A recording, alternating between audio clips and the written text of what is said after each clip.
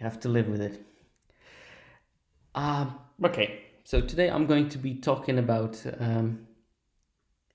Oh yeah, by the way. So hi and welcome to Magic Numbers, my weekly, hopefully-ish stream about the data and magic. And today I'm going to be talking about the economy of magic. Basically, no, not selling cards, not buying cards. I don't know anything about it, and my advice should be treated very badly on that particular topic, as I just have cards, give them away, or keep them, and then they devaluate, and I just can't be bothered with that stuff.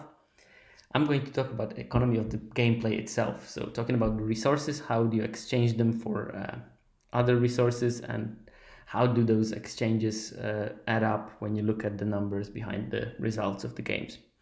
And before I start, first of all, this episode is very much influenced by Corticals, who I very wholeheartedly recommend if you're not listening to his podcast, Limited Level Ups.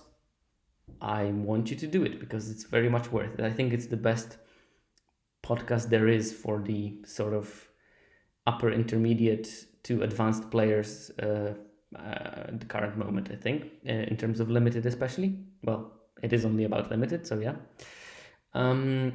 And it combines a very well made and good insight. So yeah, especially now with the new expansion coming out, I think Alex, who is running it, is probably the most insightful, analytical person in Magic right now in terms of evaluating new expansions and figuring out how it would work without actual gameplay.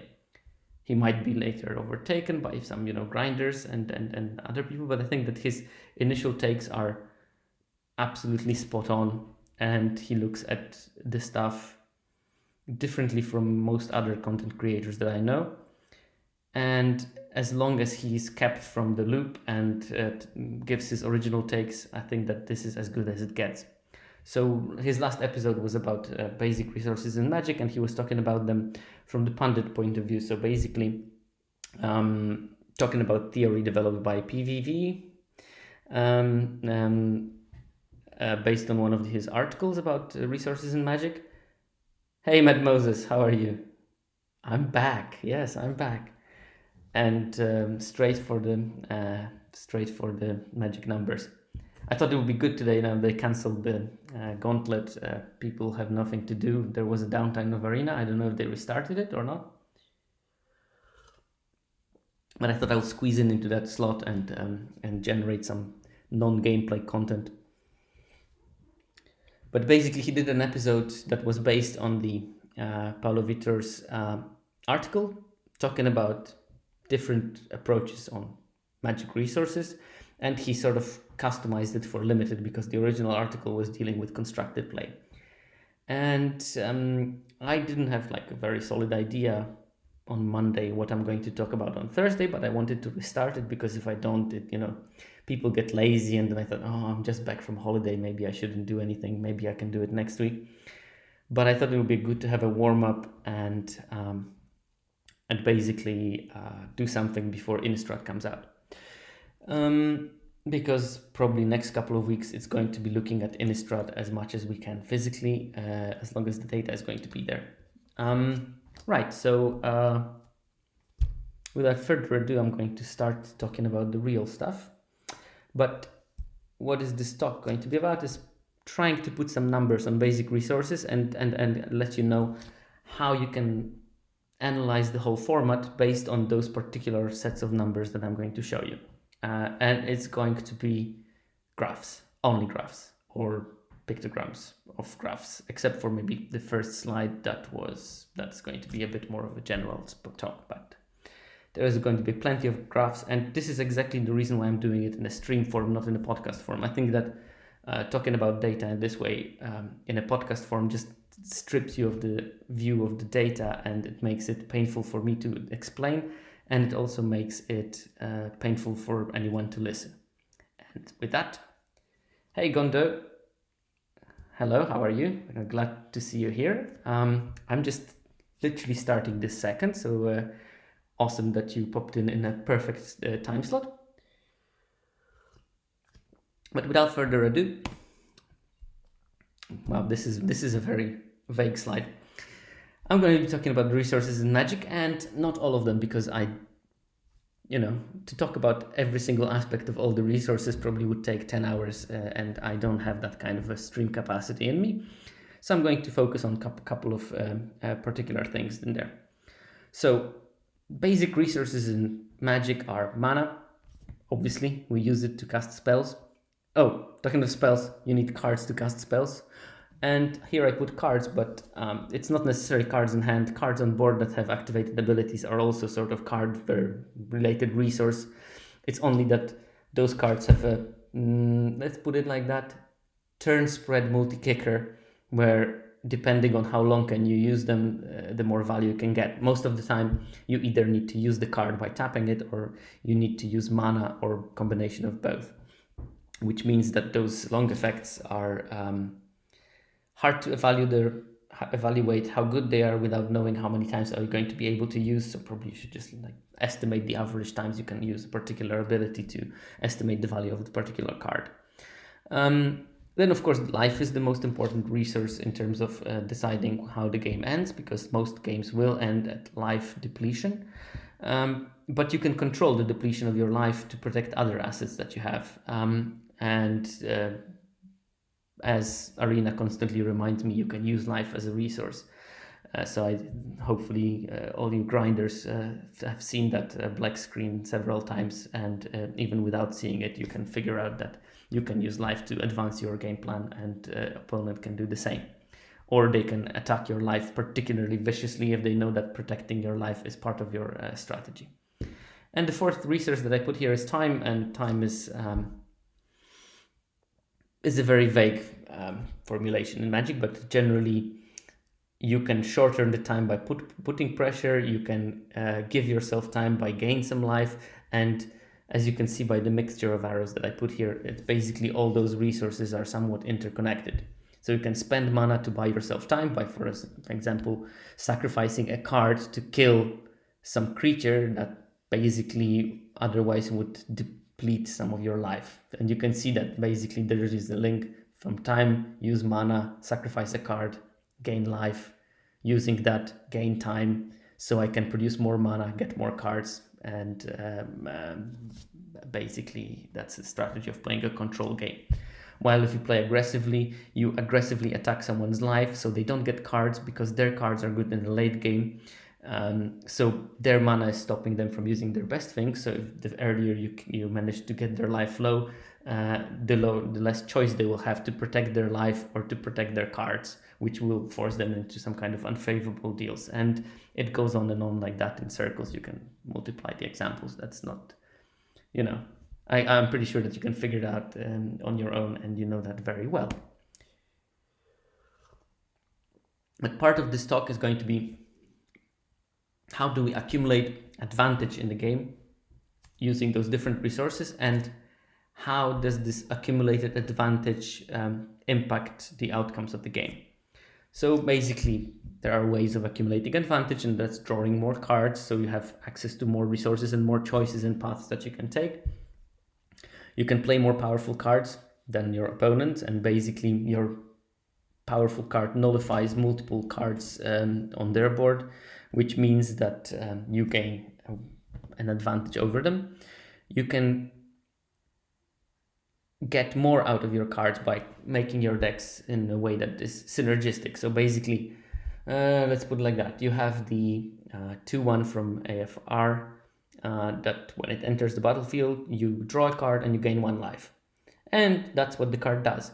However, if you have like a unicorn that gets +1/+1 counter when you gain 1 life, you get an additional thing. So basically you play the same card that most people will play, but because how your deck is constructed, by playing it, you get an additional value that was not really intended for that particular card, but it was intended to put that kind of synergy in the deck, and you're abusing the fact that those things were put into the format together, and by that you get more from playing the same card than, for instance, someone in a black-white deck would get from playing the same card. You can deploy your cards faster than the opponent, and you can do it twofold. You can have your deck lower to the ground and just basically play the creatures faster, curve out nicely.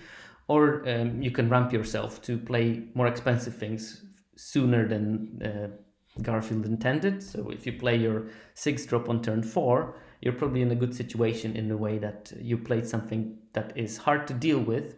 That's why it's so expensive, because it's hard to deal with and quick to kill you, or has a powerful effect. But you played it way ahead of the curve, so opponent, in theory, if the set is designed like they normally design them, does not have that many tools to deal with that particular threat at this particular stage of the game. So you remove choices from them. They basically have to focus on removing that threat, and by focusing on removing that threat, they cannot focus on killing you, which should be their priority, but they can't kill you if they die first. So you put them in a conundrum there. And again, as I said, sacrificing life to gain tempo or advantage is a way of accumulating advantage by streamlining the game into the area that you want the game to be. So basically, you can use life to dictate how the game plays out, and hopefully drawing your opponent into the game that, according to your plan, and hopefully you're right, is going to be more beneficial for you. Yeah. And now we go to the graphs and data. Oh God. So the first thing that I'm going to show you, and I did this graph for another expansion, but now I updated it with the data from AFR and made it hopefully colorblind friendly. If it's not, then let me know. But basically this shows the player mana spent and opponent mana spent, the difference between the mana that player and opponent spent. It's a very small graph, and I know it. It's there on purpose. Don't try to take out the magnifying glass and read it. It's on purpose done so small. The colors are there to guide you with the numbers. Red means high win rate, blue means low win rate, basically. But this is the difference between player mana spent and opponent mana spent, and in extreme situation, this player spent 26 more mana in the game than the opponent did. In this extreme situation, opponent spent 25 more mana than the player. And in this middle scenario, both players during the whole game spent exactly the same amount of mana. Now, I told you not to read it, and the reason for that is there is a zoom into the central part of this graph. And now you can also see that this is the number of turn when I noted the difference. And as you can imagine, in the first 3 turns, the difference will be small because, there is only that much mana that you can spend in the first 3 turns. Hey, Yosalam.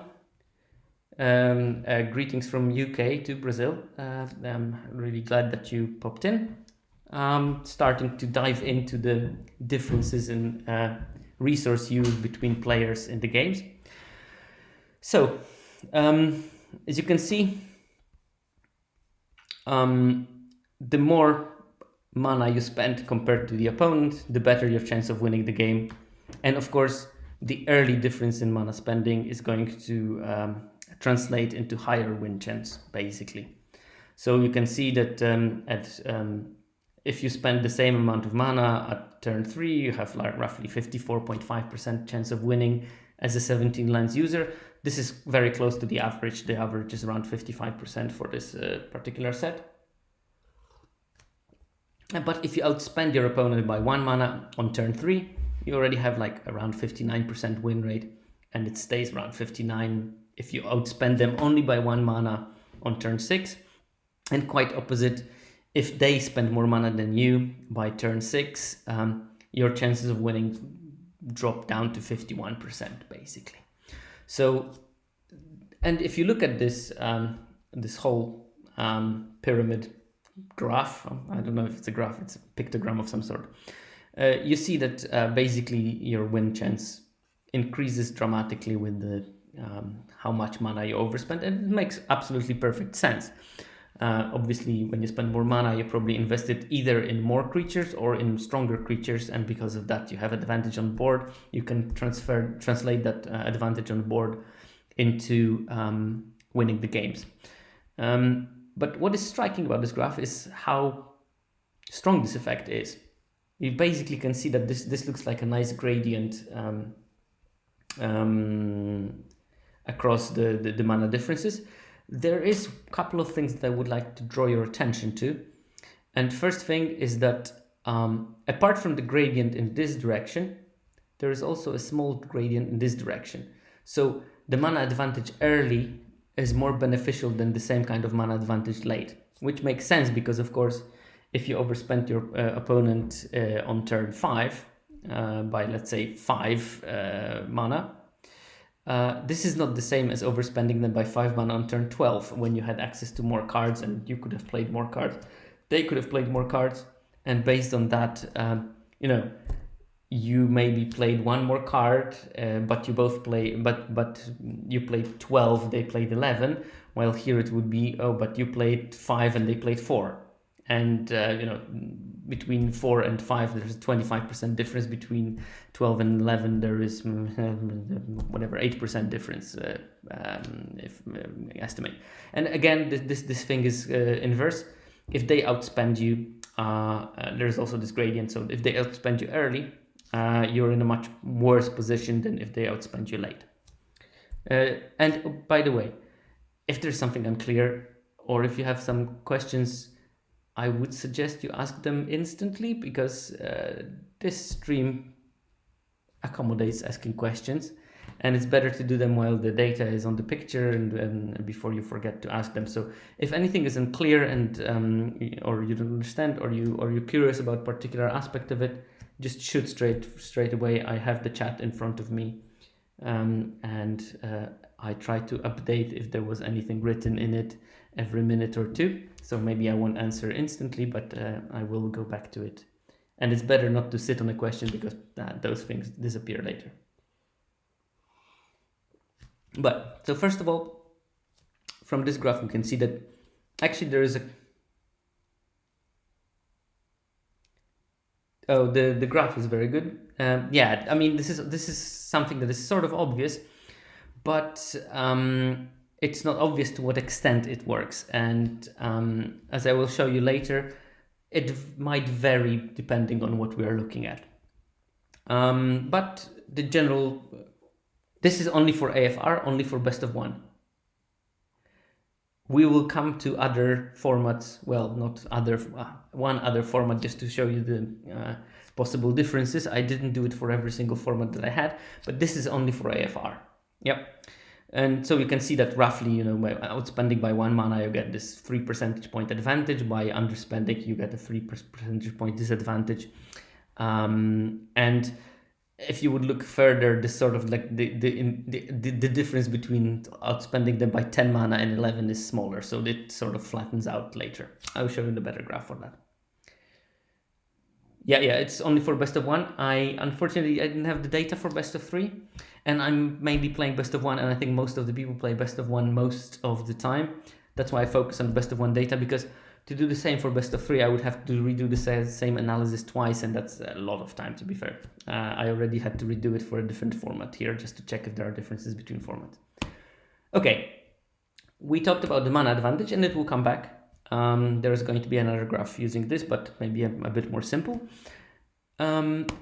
Second thing that we do is card advantage. And obviously, the more cards you draw, the more, in theory, you should have an advantage over your opponent. And this is the same kind of thing, but it's for the whole game. It doesn't look at the turn. It's just basically that if you drew the equal amount of cards in the game with your opponent, no worries, Joselam, and sorry if I mispronounced that. But if you drew the same amount of cards in a game, basically this is the average win rate of the 17 lines user. So basically, if the game continues in parity, and this is not cards drawn, this is cards had in your hand at any stage of the game. So this counts also the starting 7 or starting 6, depending if you mulliganed or not. So let's say in a 6-turn game, you should have run 13 cards if you drew normally, and then your opponent might have 14, and then they will have 1 more than you. So it would be somewhere here. But if you drew 1 card more than your opponent, you have already a 6 percentage point higher win rate than on average than if you drew the same amount. And again, it's pretty symmetrical, and there is this linear part here where you basically change by 6 percentage points for each card advantage within +2, -2 cards during the game. So if you outdraw them by 2 cards, you will have a roughly 65% win rate. If they outdrew you, they will have around 43 percentage point higher win rate. You will have 43% win rate.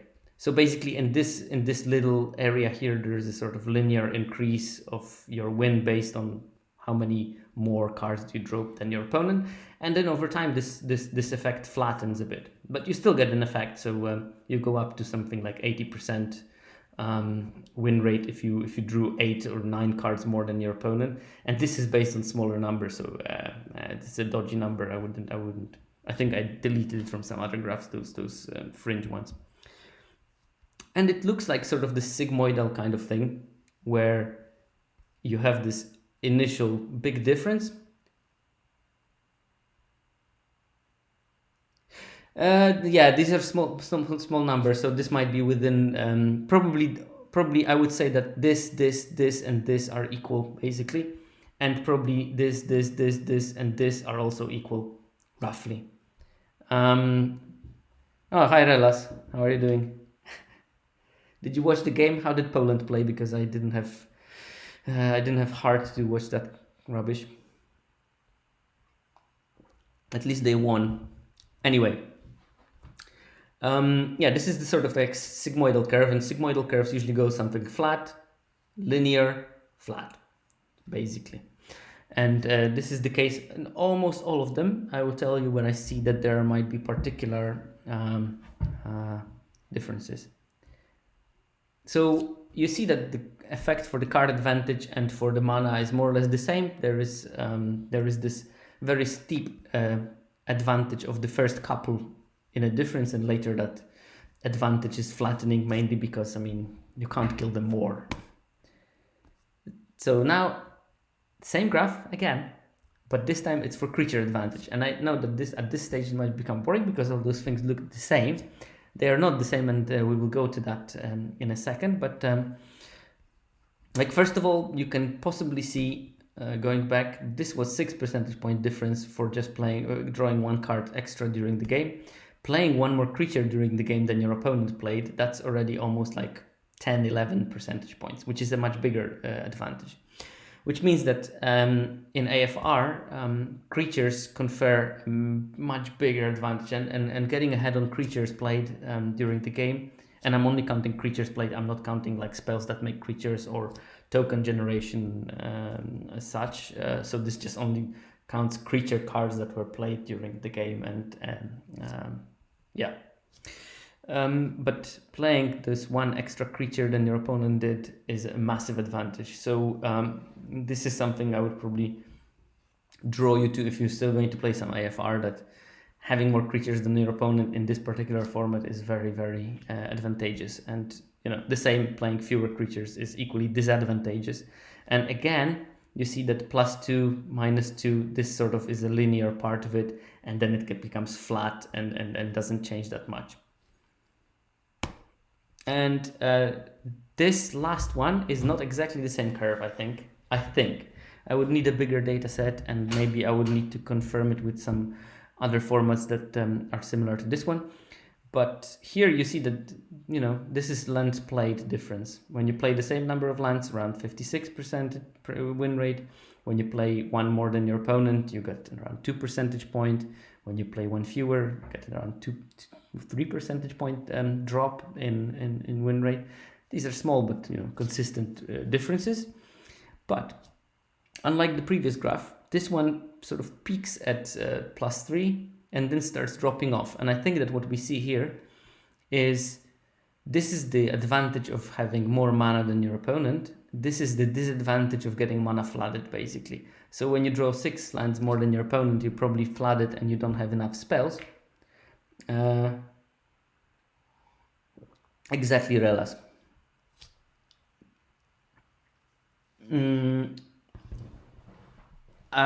Yeah, I'll go to something like that in a second, just allow. And here, you know, you can see exactly the opposite, where at certain stage, if you're short on lands compared to your opponent, it turns into a disadvantage, probably again because if they drew 6 lands more than you, they were just atrociously flooded. Now, mind that this is an imperfect data because people are playing imperfectly.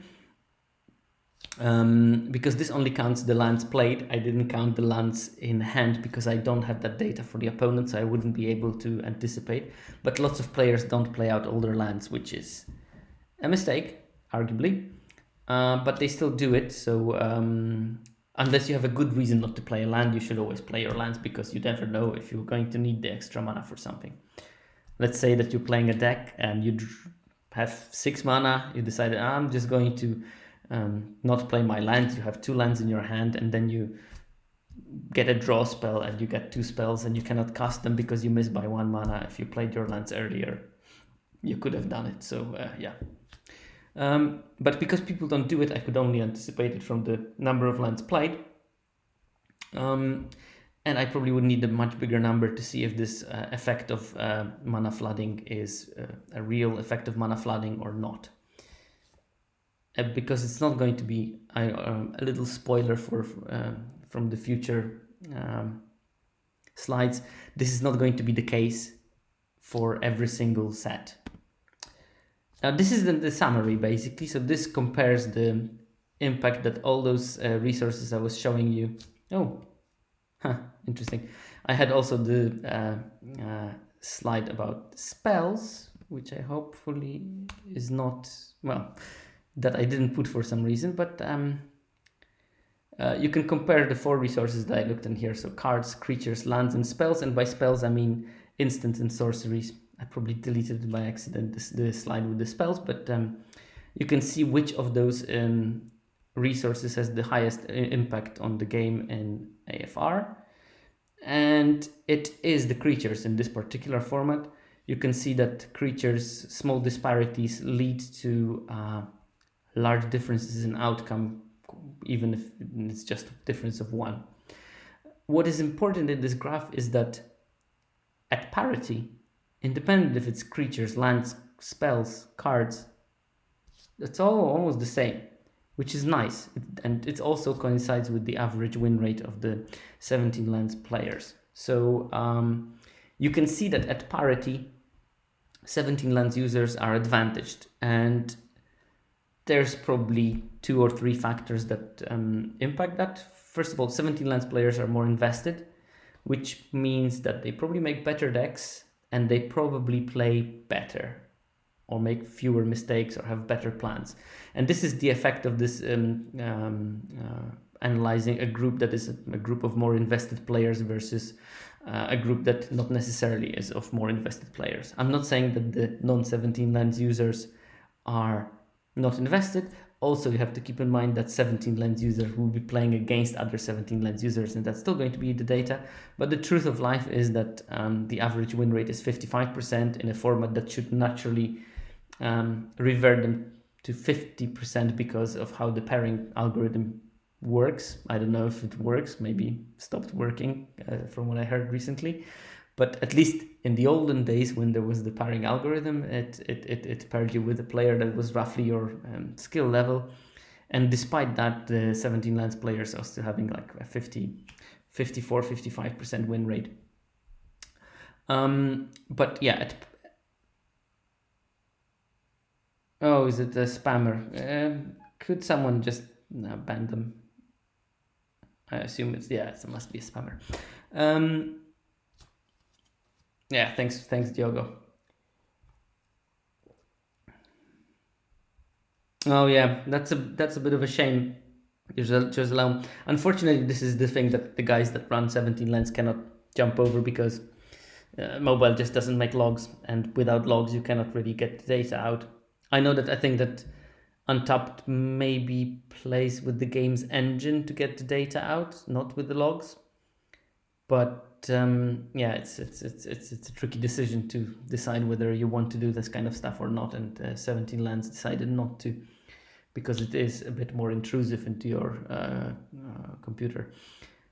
Anyway, you can see basically that creatures are the AFR's best predictor. Creature disparity is the AFR's best predictor of who wins. So this probably tells us a bit about how the format works. And one thing is that this format, you definitely want board presence, you want to play creatures, and if you play more creatures than your opponent, you're on a good track to win the game.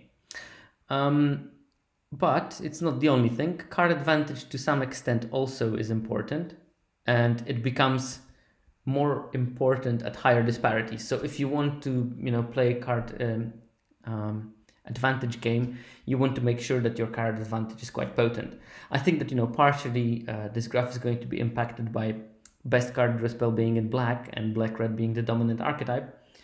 So if you play a couple of Deadly Disputes, you're going to draw many more cards than your opponent did, and probably you're going to sacrifice some kind of trivial resource that you didn't need, and that's why you see those big advantages at higher disparities, and vice versa.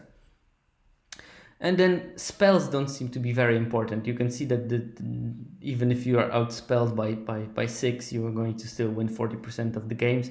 And if you outspell your opponent by 6, you still win like 60 something percent of the games only. While here we're talking about 70, 75, even close to 80.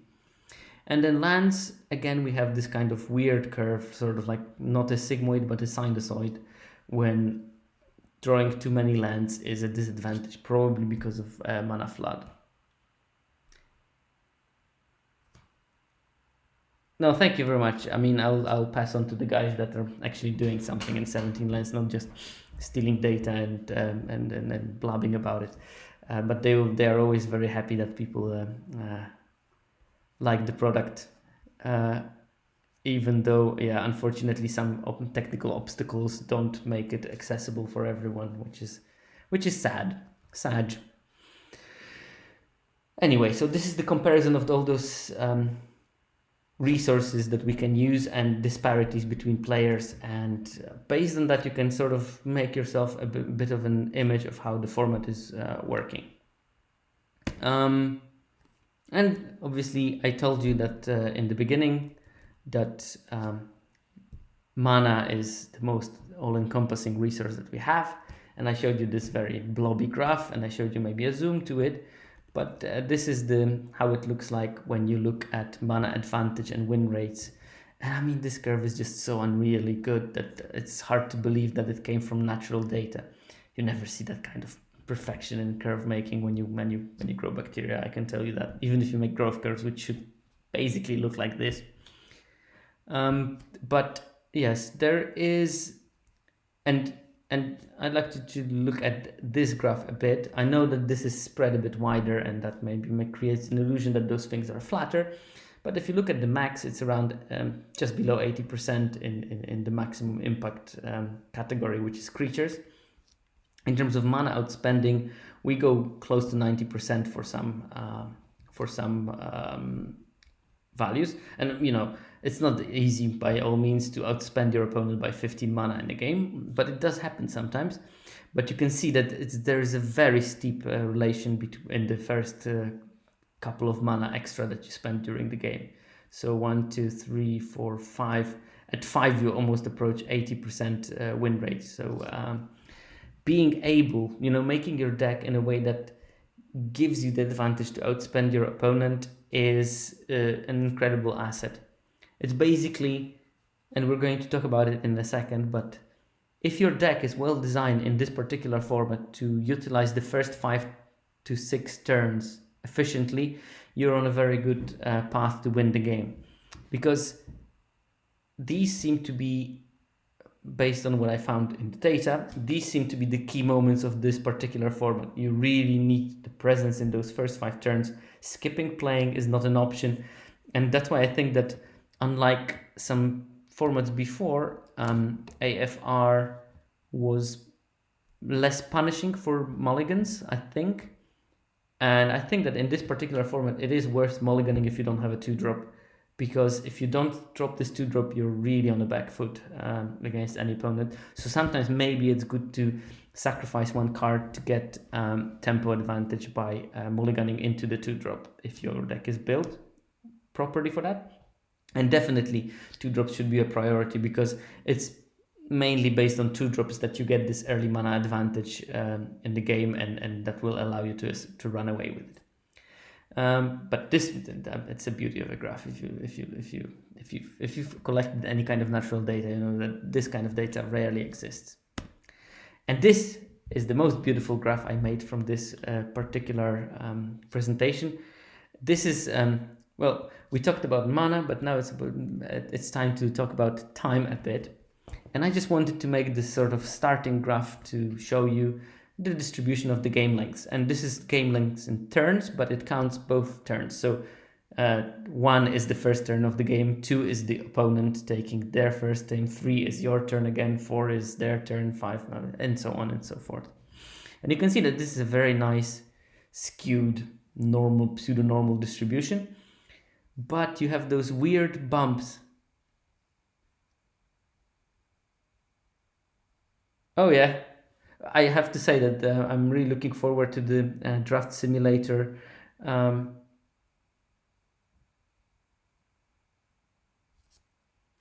I think that it's, you know, of course, so going back to it, of course, not always you can have a 2-drop. If you don't have a 2-drop, having a solution to a 2-drop is equally good, obviously. Like, you know, this is the eternal, I can shock your 2-drop and I gain tempo, or I can kill your 2-drop with something that costs 2 mana, it's all fine. It's doesn't have to be a creature. I didn't do the analysis for this particular aspect in this presentation. I was a bit lazy, I have to say, because I did the sort of spells plus creatures for Strixhaven, and then when I was putting this thing together yesterday night, I was just like tired, and I said, oh, maybe I should do this graph also for the AFR, and I said, whatever, maybe next time. But I'm pretty sure that if we would put both spells and creatures, you would have a similar kind of yeah, general spells seemed worse than the creatures overall, but maybe if you combine the two, you will get sort of yeah, you will get a sort of medium but strengthened kind of view of the stuff. Maybe it will strengthen the impact of the disadvantage of resources. I just didn't do it, so sorry, that's my fault. That's on me. But yeah, I think it can be any 2-drop. You know, it doesn't ask for what you're using your mana. I just assume that you're not using your mana just to move an equipment from one creature to another, just to burn mana for the sake of using all the mana. I'm assuming that you're using this mana to advance your gameplay if you're playing competitively enough to install a tracker on your account. So yeah, that's one assumption I'm working on, that people want to win the games that they're playing in. Although I do know that some of them also want to meme, but memeing also requires mana usage. So yeah, let's see. Okay, but coming back to the beautiful graph that I will explain you why I think it's a beautiful graph. So basically, I noticed that there's this weird kind of gaps. You know, I would expect this dot to be somewhere here. And I would expect this dot to be somewhere here. And this dot maybe somewhere here. And I was thinking for a while, like, took me a second when I'm seeing it. And was there some kind of a glitch in the data? No, it's not. This is the advantage of being on the play. More games end on turn 11, turn 13, and turn 15, because turn 11 turns out to be the 6th turn of the player who started the game. Turn 13 turns out to be 7th turn of the player that started the game. And turn 15 is the 8th turn of the player who started the game. These are the turns where basically the player on the play will win more often than it would come up from this kind of distribution. And later this effect disappears. So basically, if you've been on the play and you don't win by turn 8, your advantage is completely neutralized by then, by the length of the game. So you accrue most of your value from being on the play in turn 6, 7, 8 by winning in those particular turns, which I think is a very beautiful part of this graph. I don't know if you agree with me, but I actually found it very informative to see not only the advantage of being on the play, but also when that advantage materializes and how you can actually look at the visual aspect of being on the play. I found it very I don't know if you should use it for data, but let's not be afraid of it. Very sexy. And it's important to know. I mean, I think that if you would redo it for multiple formats, you will come to slightly different conclusions. And based on those slightly different conclusions, you can tell a lot about the format itself. But the lesson from here: turn 6, turn 7, and turn 8. Yeah, exactly. You lose the advantage over time, and it just, because you draw so many cards that it goes back to this thing that in the beginning you gain the tempo, and you play your things first, and you play more creatures, because if you play your creature on turn 2, you played one more creature than the opponent. Then they maybe play their second, but you play their first creature, but you play your second, and you again have an advantage on the board. And until this moment, it works fine, and after turn 8, it basically becomes too chaotic, and it sort of, you lose all this advantage. Yeah, exactly. They have this one card advantage, and of course there's just so many paths happening in those games that you can't physically plan to have this advantage. But for the first 6 to 8 turns, it seems that the game is a bit more linear, and the advantage of tempo is visible, and that's why I love this graph. Right, so then I decided, okay, so we have this difference, nice distribution of game lengths. I'm waving my hand. You can't see my hand, B, where I'm waving it. I'm going to go back to the pointer. You have this nice distribution of the game lengths. I'd like to see the chart, but only for playing against control decks. Yeah, but then you have to define what is a control deck. Then I would have to bloody find all of them. This is based on, we're talking the top point, 20,000 games. Yeah, that's 20,000 games that ended on turn 15. That's quite specific. I think the whole data set is around 225,000 games. So yeah, picking up all the controls. Ugh. Also, controls are not so very good in this particular format, as we're going to talk in a second. It seems, at least. If you don't like control decks, this is the format for you to play. So I looked at the game length in turns and looked at the win rates of the 17 lands users. I discarded all the early ones because that's usually early concessions, something gone really terribly wrong, and small sample sizes. So I kept, I think that this is 6 turns, or no, maybe 8, well, whatever. And looked at the win rate of the 17 lands users, and you can see that the earlier the game ends, the higher the win percentage. So 17 lands users, that's a very interesting feature, because this shows what is different about the 17 lands players. They tend to win the early game a lot, and it drops off to around 20 turns, which is 10 game turns, basically 10 you play, me play, whatever, which is over the average. And then at the later stage, it seems like there is almost no advantage for being a 17 lands user. So they are doing below their benchmark performance for games that last longer than 10 turns. And fortunately, majority of the games end by that 20 double turns, or 20 single turns to 10 double turns, however you call it. So because this is a much bigger chunk of the games, their win rate is quite high. But if more games would go long, I mean, that would be a very even metagame for them. Hey! Now, this is a good question. I obviously, Cube, by the way, is someone that you should follow on Twitter. And how long have you been lurking, by the way? Or did you just arrive and you missed the whole first part? Anyway, this was actually the thing that I did and was wondering about, and I don't have the answer why. Why is that so? It may be that the games were close to parity. It may be that 17 land player decks.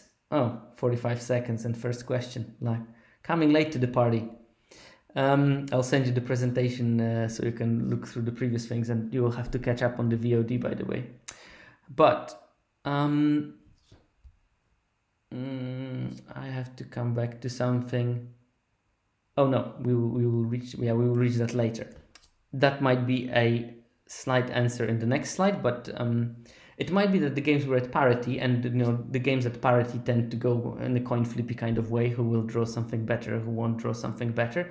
It may be also that the 17 land user decks are tuned to win within the first 10 turns, and if the game goes longer, they are just basically starting to be slightly disadvantaged because they either deal those last couple of points of damage because they drew the fireball and they were at 2, or they slowly descend into the void. And I think that this might be a combination of both. I think that 17 land players tend to make decks that want to win within the first 10 turns. I think that the nature of Magic is favoring slightly lopsided games for most of the time, and then there is the minority of the equal games, and in those even games, obviously the outcome is coin flippy, let's say.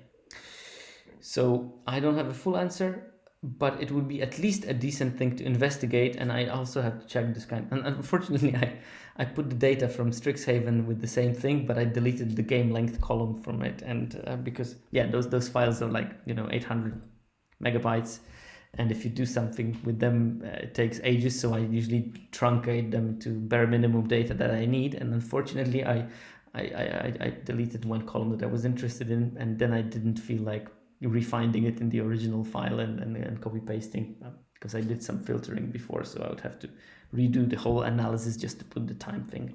So I don't know if this is true for Strixhaven as well and for other formats, but at least it's an interesting thing that there is this kind of relation between the game length and the 17 land user win rate. And this, I think, is a pretty interesting, even though I'll have to probably describe it, but I think this is one of the interesting findings here. I looked at so if you look at this lovely pyramid, or it shows the win rate advantage based on the turn. So 3 mana overspent by turn 3 was 66% win rate in that particular game.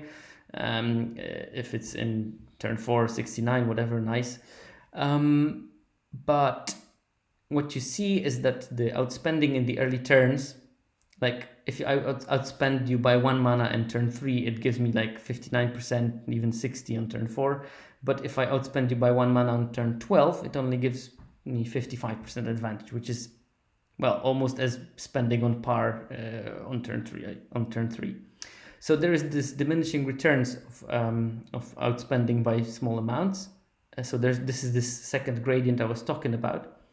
So the small advantages early in the game are much more valuable in terms of mana outspending than the later advantages.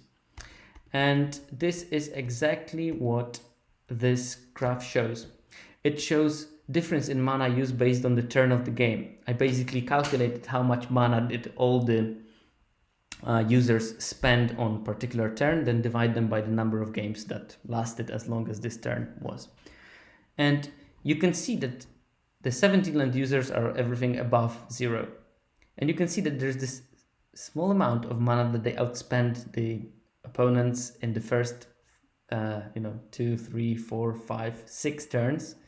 And then turn 7, 8, 9, 10, 11, 12, they are being outspent with mana by a lot. But because most games, as I showed you from this particular graph, end in turn 6, 7, 8, this is the time when the games are finishing. Is it? Yes. 6, 7, 8, maybe 9. Because that happens then, this early outspending is much more valuable, because even though it's like 0.03 mana per that turn, this means that in 3% of the game you will be outspending them by 1 mana on average. In 5% of the games you're going to be outspending them by 1 mana on average. And this accumulates, so that basically amounts for 20% chance that you're outspending them over those mana turns. 25 or something. So this fact that they are so consistently outspending them per turn in the early game is part of the success why they are winning. Why they're winning those games that finish in the early turns, and then later in the game, I don't know why is that. I can't explain that, but this sort of fits into my.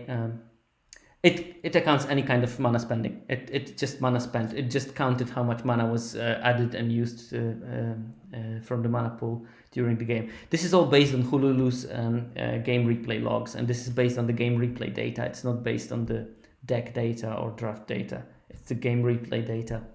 By the way, Hululu genius that figured out how to do those things. But yeah, I mean, you can see that the outspending later in the game is just atrocious. It says by turn 12 on average the opponents of 17 land users outspend them by roughly 0.7 mana, so almost 1 mana every turn more than they spend. And this is why I think that the decks of 17 land users were tuned to be the ones that kill early, and later they just run out of steam and they slowly decay. And they still win games because the early damage might have been done and they just need a couple of damage to squeeze through to win the game. And that might be why they still win quite a lot of them, because they have many outs. But it looks like they are being painfully outspent by dirty decks that their opponents are doing on average. Let's put it like that. I don't know how good this hypothesis is, but it's definitely clear that there is a significant outspending in the first turns, and there is way more than significant outspending by the opponents of 17 land users in the later turns. Right, now that concludes the part based on AFR purely, if I'm not mistaken. The best part of the Mac is that I actually can see the future slide in my slider thingy. Yep, but are those things format specific? Now this is the question that I asked myself, because I looked at them and I said, are these things like universal or are they format specific? And I decided to look at some of those things comparing formats. So first things first, I looked at the mana advantage. I showed you this graph from AFR, and the more mana you outspend your opponent by, the more chance you win. The more they outspend you, the better chance they win. Now how does it look like in Strixhaven? There is the same effect, but it's slightly smaller. So the direction is obviously the same. The more mana you spend, the more chance you win. But the advantage is not translated into such a big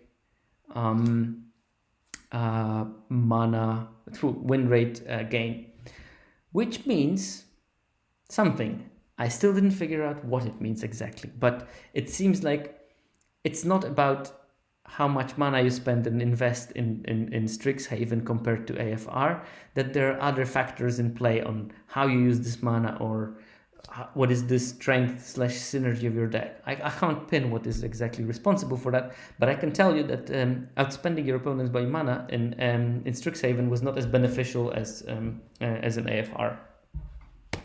Now we can do the same with the creature advantage, and this is an interesting one. So the important part is that you still see that this parity is roughly equal to the average win rate of the 17 land user, which is amazing. Like when you're at parity, every single metric, and I'm going to repeat it for those that joined later. Here I looked at cards, creatures, lands, and spells from AFR. Basically, at parity, those metrics were equal. So at parity, you are always I think it's maybe, but I think that there's some other devils at play there. So I looked at creature advantage, and I told you that in AFR the creature advantage was big and was growing very quickly and reaching quite high levels. Oh, that's lovely graph making there. I would like to tap my. Come on, bravo, fantastic. Move that bloody axis. Anyway. You can see that there's this large, well, slightly biggish advantage of playing more creatures than your opponent does, and you don't see that in Strixhaven. Furthermore, you actually see a dip if you play way more creatures than your opponent does. And this, in my head at least, this is the signature of the spells deck that didn't play any creatures. Maybe you played 8 creatures more than they did, but they played like 20 Serpentine Curves and basically that lowers the win rate, because this part of the graph does not only encompass your dominance over the player, but it also encompasses games when the opponent didn't even use creatures, and you see the same kind of thing conversely. Oh wait, this is they played more creatures than you. This is you played more creatures than them. So you can see that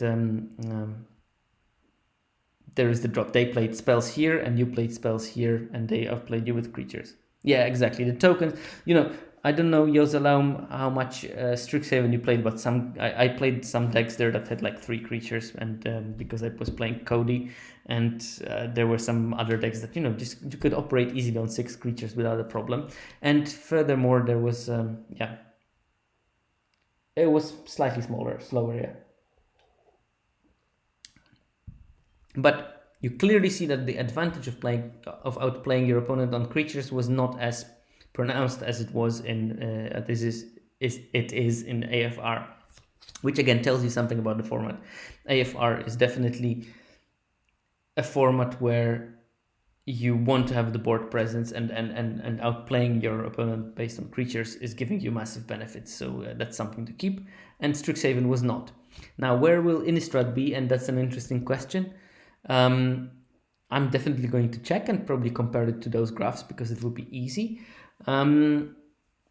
But I think that, at least looking at this kind of data will be a very nice way to early define the format characteristics by comparing the kind of curves like this with the curves from AFR, Strixhaven, and I will try to make some other ones and see which resource is the most important, and basically try to compare it with what the pundits are saying about their opinions about format, and what people that grind talk about, and try to apply data to maybe find out exactly how the format plays out in terms of what is the important resource. Again, here we go for card advantage, and I was quite surprised because Strixhaven was all about lessons, and here for card advantage, no, it's not cards played, it's cards drawn at any stage of the game, and that includes learning lessons. So I thought that because of learning lessons, Strixhaven will have quite a large benefit of having a card advantage, but not really. I didn't see any of that. It seems that in AFR the card advantage is more important than it was in Strixhaven, which was slightly surprising for me. Although you have to keep in mind those differences are not massive. So yeah. Probably those formats are quite close to each other in terms of how important card advantage is. Now, land advantage. And again, AFR, I showed you, this is this effect of mana flooding. So AFR is not resilient to flooding, because the more advantage in lands you have, you see a drop of your advantage is actually turning in lands is turning into a disadvantage in terms of win rate. Not so in Strixhaven. Strixhaven, land ho. Even with 6 lands more played than your opponent, you were quite happy and your win rate was still increasing, which means that Strixhaven was a better format in terms of having good mana sinks, having good ways of ramping, having good ways of drawing extra lands. I mean, you have to keep in mind that Quandrix was excelling in drawing extra lands and playing them every turn. And I played Quandrix decks where you could just play. You never run out of resources.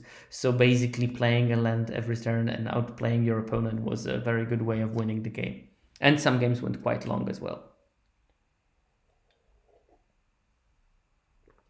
That is also possible, Diogo. That is also possible. There might be the fact that card advantage is a virtual card advantage because you don't have enough time. And this is why I'm so annoyed that I didn't do this time analysis for this. But yeah, well, lazy and stupid. That's a good combination if you want to have a shoddy job done. And last thing is that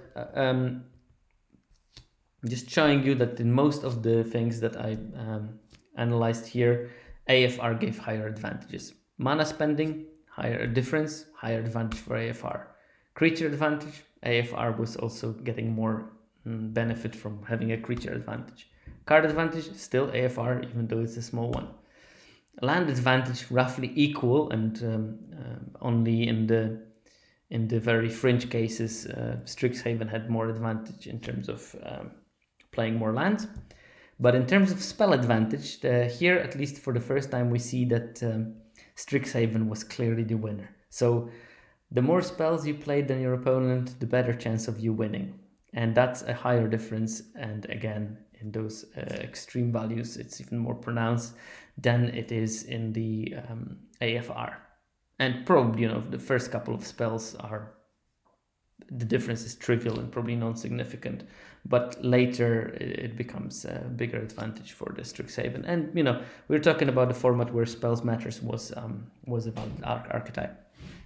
Right, where are we? We're in the summary.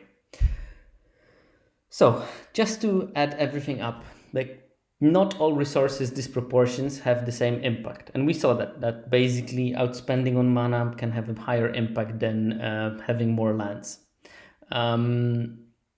Important of the resource. So, and also that, drawing 6 lands more than your opponent, it can actually be disadvantageous because you're mana flooded and you don't have anything to do with that mana. And probably because you draw so many more lands, you didn't draw spells while they did.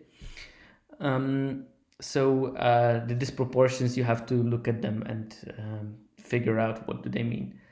The second thing is that importance of a resource is format specific, and we saw that with Strixhaven and AFR, where basically Strixhaven was mana flood resistant, while AFR was mana flood susceptible based on the data that I have, and you can see that from the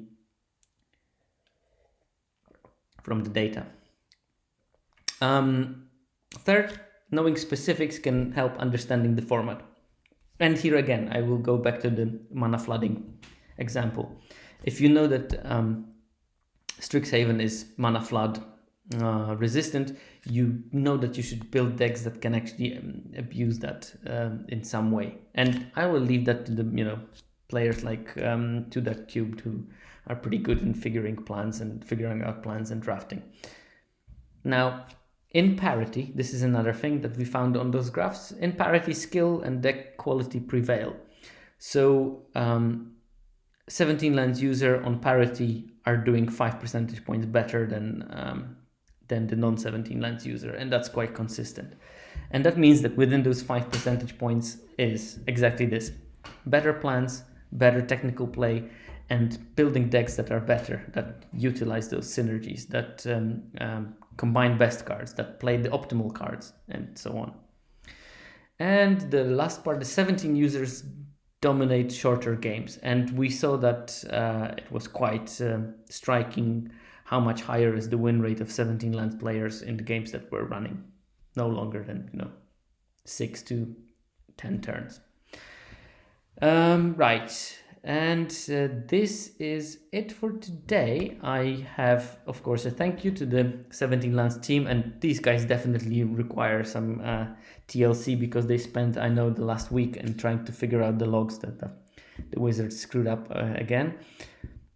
And they did it, and I think that the software works now again. So fast clap for them. And Viral Misnomer especially, he's the founder of 17 Lands. Hululu, who made this particular episode possible because thank you for the subscription to Duck. That was really nice. Yes, it's legal. Are you here for a second still?